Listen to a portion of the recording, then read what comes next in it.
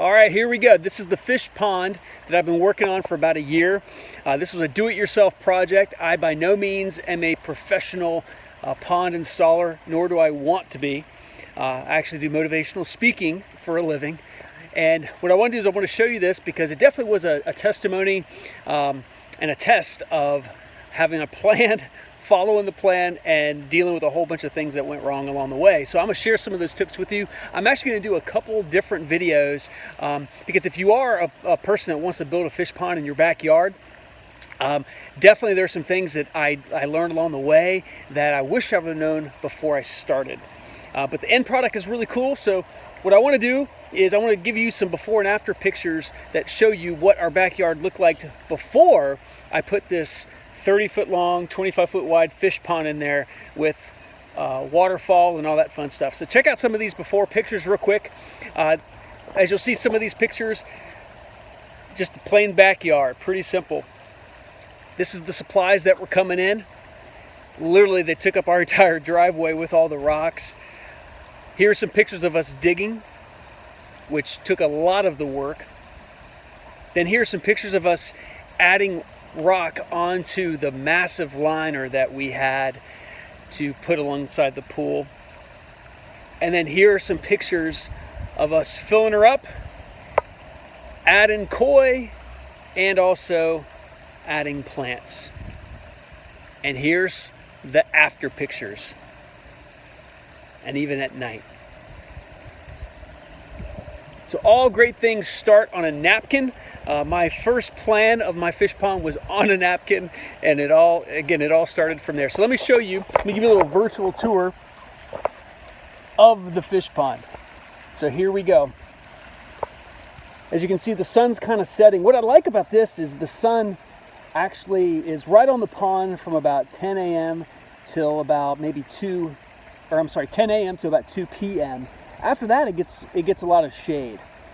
So in the mornings, it's actually pretty beautiful. So as you can see here, here's the deep end.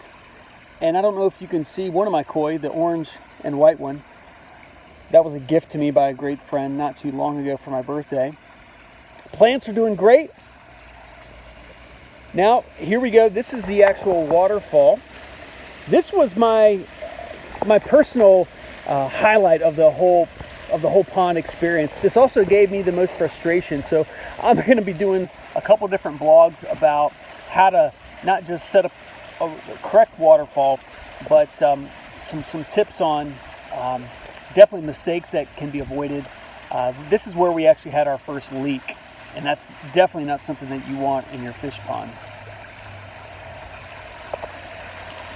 And I love this sound.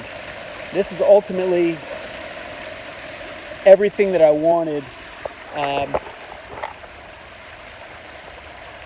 was to be able to come outside and literally feel like I'm in the ocean, or I'm somewhere where it's just tranquil and very peaceful.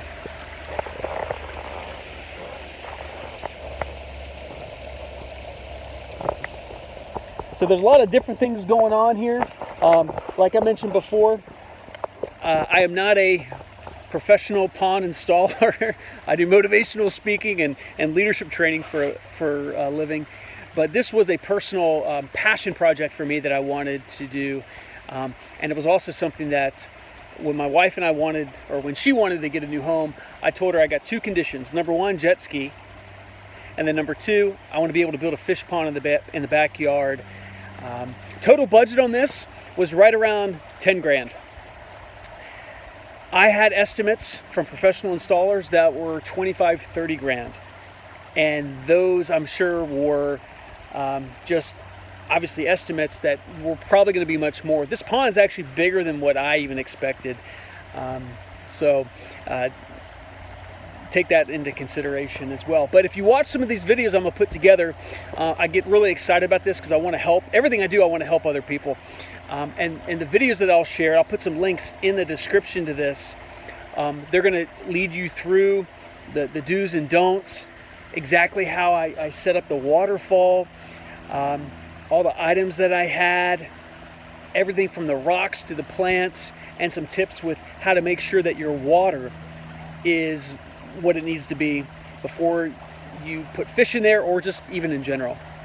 So hope you enjoyed watching.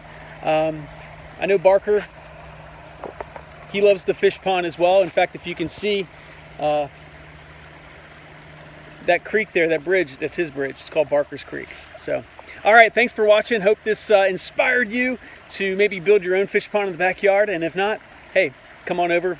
We'll crack a beer and you can enjoy mine. All right, take care.